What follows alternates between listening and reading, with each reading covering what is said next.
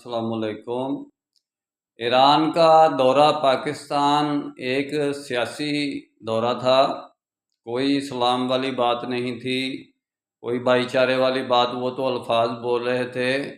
ایران پوری Islamic world کو دکھانا چاہتا تھا کہ پاکستان میرے ساتھ ہے، کیونکہ پاکستان کی اشارے کے بغیر پوری اسلامک ورلڈ ایران کی ہیلپ نہیں کر سکتی تھی اور نہیں کی پوری اسلامک ورلڈ نے۔ اور اب یہ جو میل جول کا بڑا دوستی گانٹھنے آیا تھا، اس میں بھی اس کے دو پہلو تھے، مفادات تھے۔ ایک تو یہ کہ اسلامک ورلڈ کی توجہ ہٹ جائے کہ ایران کے پیچھے پاکستان ہے، دوسرا یہ کہ وہ چاہتا ہے کہ چائنا کی طرف سے پاکستان کے ساتھ کوئی دوستی کر کے ٹریک بنانے کی کوشش کرے اور وہاں سے وہ یعنی کہ اپنا بزنس ٹریڈنگ کرے۔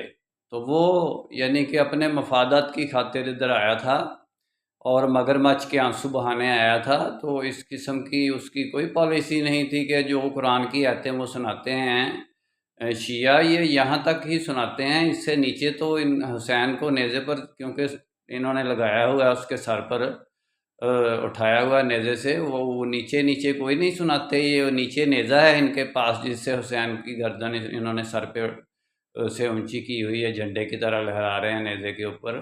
یہی قاتلان حسین ہیں۔ میرا کام اسلامک ورلڈ کی امن اور یونائٹی کا ہے، انشاءاللہ ڈیٹیل میں بات پھر ہوگی۔ ان کا کیا درا سب آپ کے سامنے آ گیا ہے اور پھر آ جائے گا اور بھی انشاءاللہ ایران کا۔ نسبت وحدت خدمت خیر کے ساتھ، اللہ حافظ۔